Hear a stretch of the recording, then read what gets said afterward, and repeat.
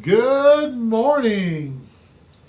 It is Friday. It must be 11 o'clock. I am Greg Flanagan coming to you from Charleston, South Carolina, where it's a beautiful day out there. If you can't see past this chrome dome, you can see the sunshine and about 85 degrees, 81% humidity. If you're not down here, you should be. And if you're here, well, you're blessed. We're having a great time. It is somewhere in the beginning of June 2021. The market is still screaming red hot. People saying there's no inventory. You know what, folks? There is inventory. It's just going very, very quickly. With the low interest rates, the lack of new homes, and I think that's dragging us down quite a bit. In our particular area, back in 2005 and 6, we were pushing at 10,000 homes in the market in the Tri-County area. And it was mostly in the Tri-County. Now, our region has grown over the last 15 years. And think about this. We went from 10,000 homes and very escalating prices at the time to now we're down to 1,100 resale homes and then about 300 new homes. So the market is very, very, very hot. We are averaging about $509,000 per home.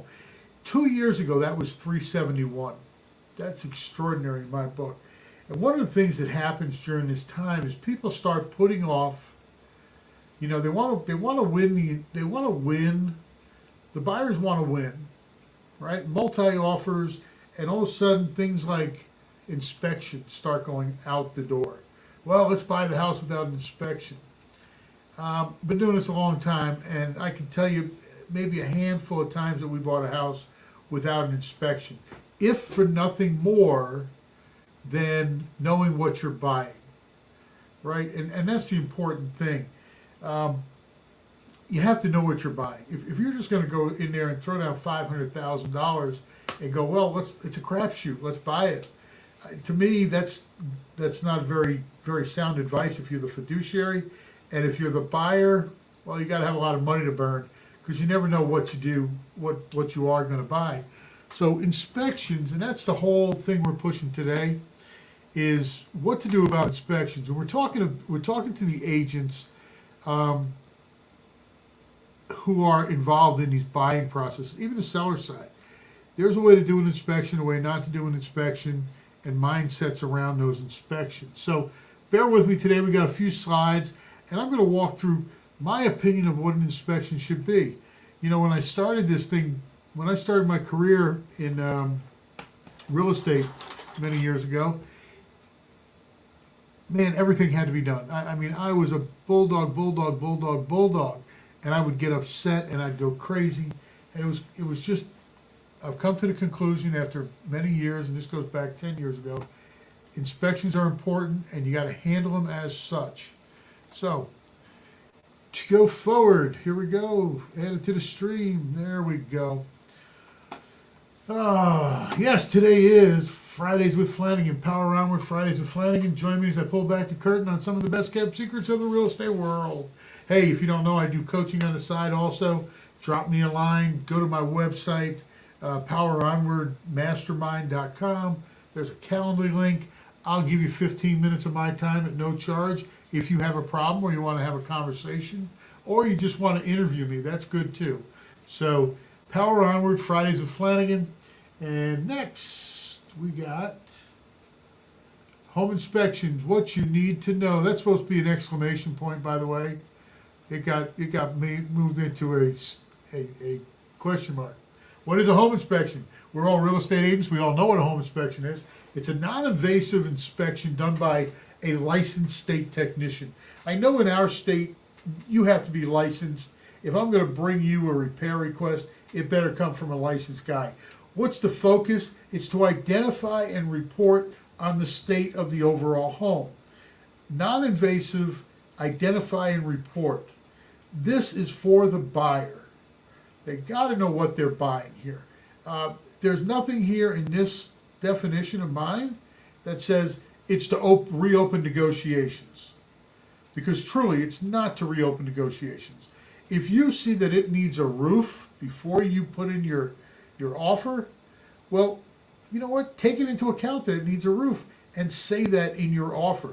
This is because you need a roof. This is because your air conditioner doesn't work, obviously. I walked in, it's 91 degrees outside, it's 150 degrees inside. These are known defects, so make your offer go with what the house looks like to you as a professional. You've been through enough houses, you have that talent, and you have that expertise. So the home inspection. The ultimate result of a home inspector is for the inspector to share with the buyer the condition of the property they will be buying. Who gets one done? And that's, we'll get to that in a minute. Who gets one done? Resale, single family detached, single family attached, condos, townhomes, even your fractional. Now when you're buying a fractional, that means you're sharing with either 8 or 11 or 13 different people. You want to know what you're buying into. So have the inspection done. Don't rely on, oh yeah, we just had the air conditioner replaced or repaired. Get it done. New construction. A lot of people say, well, it's brand new, I don't need an inspection. This is the time you need an inspection. You need somebody to go in there behind these builders who are building these things at, 5, 6 houses a day. And who says their guys are good? Who says they're using all the proper techniques, the proper construction? Always, I know when I do a new home, a lot of times I will talk to my buyers, and we'll have an independent inspector come in at 3 different stages of the construction, just to make sure that everything's being done. The last thing on the construction, of course, is that everything's working and it looks good on the way out the door. Every new construction should have it. The only exceptions, obvious defects seen by the naked eye in pre-inspected homes. Pre-inspected homes, hold on for that. Obvious defects, just like I was talking about the roof or the air conditioner. You're buying something in a dilapidated state, you don't need an inspection, obviously. You can see that what you're paying for is what you're getting, for the most part. Now, if it's a piece of land, that's another whole environmental aspect to that. But right now, we're just talking residential. Pre-inspected homes. I'm a big proponent of adding value to my listings by getting them pre-inspected and pre-repaired. This is great as a seller. It adds value. As a buyer's agent, it's a great resource. It gives you a better idea of what happened, what's going on with the house, and maybe gives you some confidence in adding a little bit more money to your bid going in. Does that preclude you from having your own inspection once you win the bid? Not at all. Re-inspect it and focused on the things that the last guy missed. So always inspect your house. Hold on for 1 second. I apologize. I didn't shut my phone off.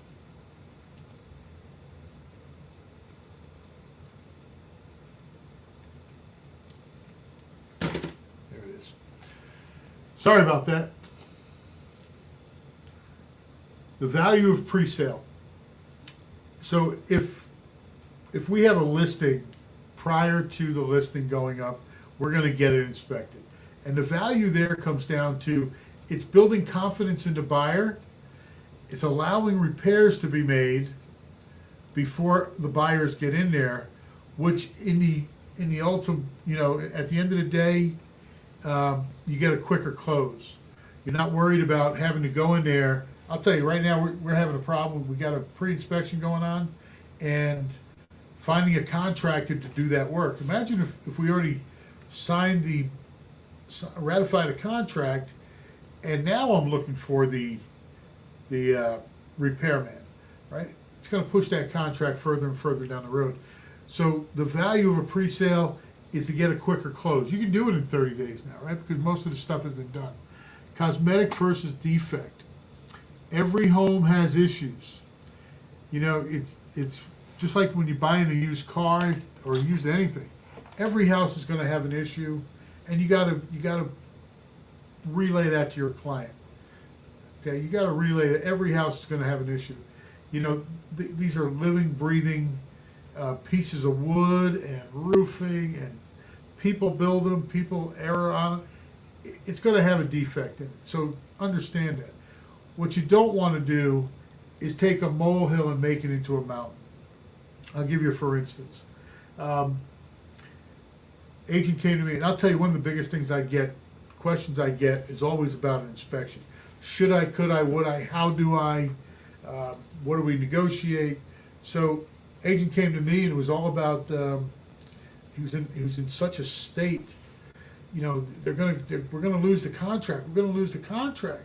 I said, why? He said, well, the inspection came back and the roof, and you know, they don't want to replace the roof. And I said, why would they want to? What's going on with the roof? Is the roof not on? Because if you're doing a roof, you never ask to replace a roof. I mean, that's almost ridiculous. You know, you ask to replace to fix a leak, but he's going on and he's got himself worked up, and this is 2 or 3 days worth. I mean, he stopped in my office 2 or 3 days going on. I said, what's wrong with the roof? I don't know. I said, well, call a guy and get him up on the roof. He comes back about 2 days later, and he's kind of like got this smirk on his face. He goes, well, we got the roof fixed. I said, what was wrong? He said, $60. They had a couple of nail pops. So he was telling himself this story and building this whole thing up into this grand story. And he's taking a molehill, this little clump of dirt, and building it into this mountain. You know, detach yourself from the outcome of these inspections. That's where this goes. Detach yourself from the outcome of the inspections. It's a piece of paper. What I do, when that piece of paper comes in, I look at it, and I make note of what I feel should be good, but I'm not the one making the decision. I'm the one that's advising my clients on what I see should be fixed. First thing I do is I look at it, then I send it to the client. Give them a day to look at it, and say, hey, what do you feel you need to fix here? And let them tell me what to fix, what they want fixed. And if it falls within the scope of the contract, we'll go ahead and fix it.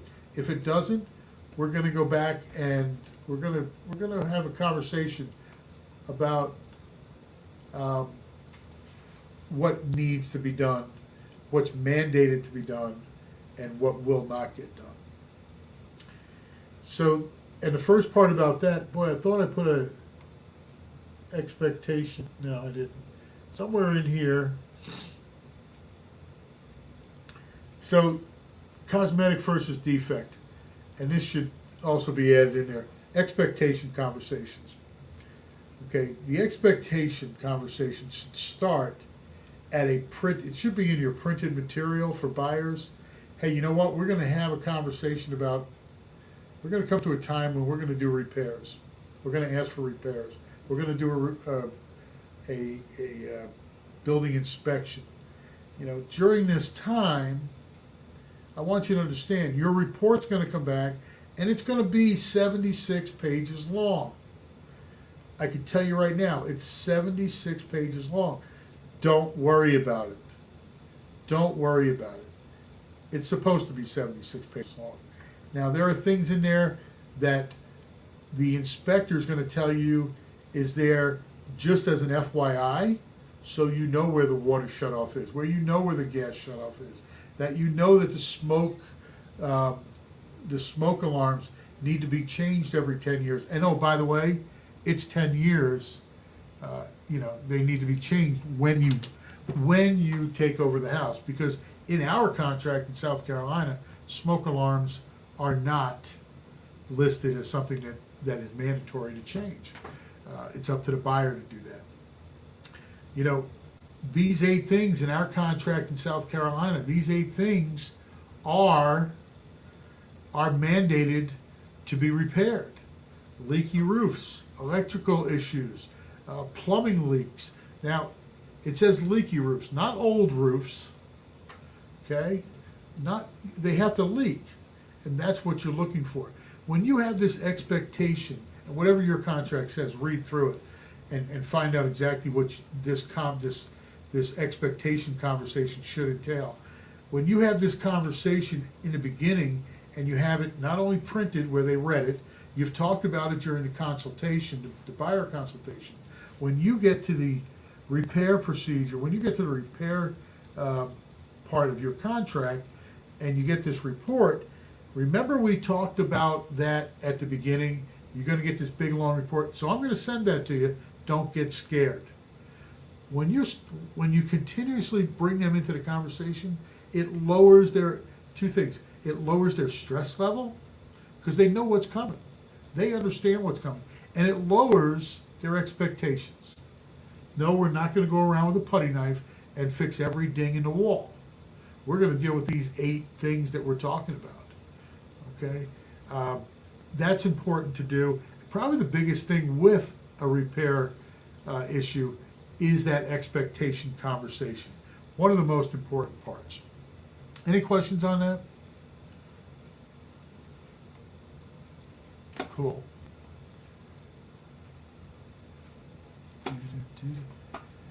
Choosing inspector. Oh my goodness gracious. Choosing an inspector. Raise your hand if you think you want an inspector for $250. Because if you want that guy for $250, you're going to get a walkthrough, right? No, thank you. No, you don't want a guy for $250. That's right. They're out there, but they're going to do a walkthrough, and they're going to gloss over a lot of things. All he's trying to do is collect his money. Okay, it's your fiduciary. It's your fiduciary to make sure that your inspector inspects what's in that contract. If he does nothing else, a lot of inspectors go all through it. They're telling their clients about door handles and door jambs and carpet. Your inspector has to know those 7 or 8 things that are in your contract that are mandated. Greg, but the inspector's so hard, he's going to kill my deal. So what? It's not about you, it's about your client, right? It's about your client. Your client is the one that you work for. If you're worried about losing a deal over an inspection, you're worried about the wrong thing. Okay, you're worried about the wrong thing. That inspector goes in there to show his client and your client, this is what I find with the house. Now, he could be overly picky, that's fine, and I don't mind that because I've already had that expectation conversation with my client. This guy, I'll tell you what, if I buy a house, he's the guy I want going through my house because I'm going to know everything about that house. Am I going to repair everything on that house? No, because there's some things I can live with. So the good versus the bad inspectors, you hear a lot of people going, I don't want them to do it because they're so picky. And at the same time, I don't want them to do it because they don't do a very in-depth job. They don't do a very in-depth job. We're supposed to give our clients 3 inspectors. You can do it on price, or you can do it on a, there you go. Thank you, Nathana. These conversations need to start at the buyer consultation and should be part of your written buyer presentation. The inspection is for you to have a better understanding what you're buying. It's not intended to be a tool to open negotiations. Right. So you can give them 3 inspectors that are all good and cost money.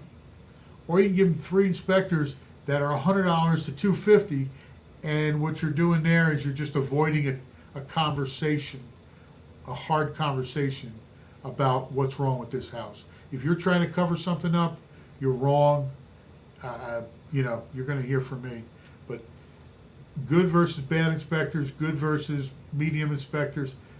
Find 2 or 3 good inspectors, and those are the ones you recommend. Again, it's your reputation that's on the line. I've never had anybody come back to me and say, Greg, you gave me a bad deal on those inspections. All right? I don't know how I can stress that. Another really strong point. Expectation conversations and good inspectors. Any questions on that? Okay. Once in a while, the repair list comes back And in our contract, it says seller paid repairs. Seller paid repairs are mandatory repairs that we have in South Carolina. And like I said, they're normally structural, mechanical, environmental. What's environmental? Present or past active fungi, whatever you want to call it. If an inspector ever puts mold, you have mold, right then and there you have a bad inspector. The only way you're going to check for mold is with a mold test. Remember that. If you ever see mold in a report that doesn't come from a mold expert, the guy, I'd never use him again. So mitigation of requested repairs is probably the second most common reason why deals fall apart, next to low appraisals. Mitigation of requested repairs. Like I said, people get so wrapped up in this repair procedure, and they get so emotional. They get in there, and it just starts percolating on them. And I'm not going to do this, and I'm not going to do. I had a good buddy of mine, many years on the job, and he spent 14 days spinning his wheels the other day because the other agent just kept pounding and pounding and pounding and pounding. It was like, tell her no, tell you whatever was going on, tell them no, and eventually he did. And guess what? It went away. It went away. It's not your choice. It's not your decision. If an agent sends you an email and says, I want to do X, Y, and Z, or she wants to do X, Y, and Z, I normally email back and go, super. Put it on an addendum. Send me a signed addendum from your client. A lot of times it's just the agent on the other side of the deal wanting to make, they're pounding their chest. I'm going to do the best I can for my client. The best you can do for your client is to advise them what you feel is going on, and then ask them, what would you like me to do? Okay, it is their decision. It is not your decision. And when you come down to that, when you mature into that mind, that train of thought, your job gets so much easier. It's unbelievable. So the mitigation of requested repairs is definitely the second most thing that goes away. How do we get over these repairs? We can make the repairs. Okay, if your client wants us to have the repairs done, you put it down, you request the repairs. You can mitigate it with money. I have found over the years that money is normally the better idea than doing the repairs. Now, if it's a straightforward repair where you got to fix a leak in a roof, that's a straightforward repair most of the times. If it's something that the other guy's going to look at and go, well, I don't like the way the repair went, now you're stuck with having to please him, and you might never please him. So that's where you go. As far as negotiations, your first thing is, okay, we'll repair the roof, but these other things you have there, I'm going to ask you to, here's $1,500, here's $1,000, here's 20, whatever that is, and offer that in lieu of repairs. Offer that in lieu of repairs. It'll work out to your benefit because it takes the stress off both you, the client, and the seller, simply because there's nothing to repair. Right? It's a clean repair bill. There we go. We're done. Put that towards closing costs, whatever you want to do, and you just move on to the closing period. You don't have to worry about did your inspector get in there? Did he do a good job? All that other nonsense. So the first thing in negotiations, put down all the repairs you asked for, and in the last sentence it's or in lieu of with a dollar amount. You'd be surprised how many people say, you know what, let's just take the money and run. Or they counter and go, we'll take X amount of dollars, and the repairs go away. So if you do have to open it up for negotiations, that's my way of doing it. Normally just either do the repairs if they're little and not much going on, they're straightforward, or mitigate it. Any questions there? All right, that pretty much wraps it up. So the expectation conversation, this was the last slide, it was just out of whack, we had it earlier. You know, to wrap up the whole thing, everybody gets an inspection. If they don't get an inspection, get them to sign off that they don't want an inspection. You have to offer it to them, right? Have them sign off that, no, I don't want an inspection. If they do have an inspection, make sure you do the expectation conversation. It's going to save you a lot of time, a lot of money, and grief and anguish and everything else that goes along with it. So, all right, guys. Again, if you need me, give me a holler. You can go to poweronward.com, poweronwardmastermind.com, our Facebook page, Power Onward. There we go. Power Onward Mastermind or Power Onward interviews. We have a lot of interviews there with single agents that you might want to look at. They're good, especially for the newer agents that are hanging around. You know, how do I change careers? How do I do this? How do I do that? What do my script practices look like? All that good stuff is on the interviews. And that's on YouTube or Facebook, whichever one you want to get to. LinkedIn, we're on there, a little bit different. Drop your email in the comments. On the website, there's a whole bunch of free stuff. So get there, get it done. Any questions? Beautiful. We're done. And, oh, there it is. That's Natana. That's the lady in the background. She's my right-hand man or person. Thanks, Natana. Have a great day, folks.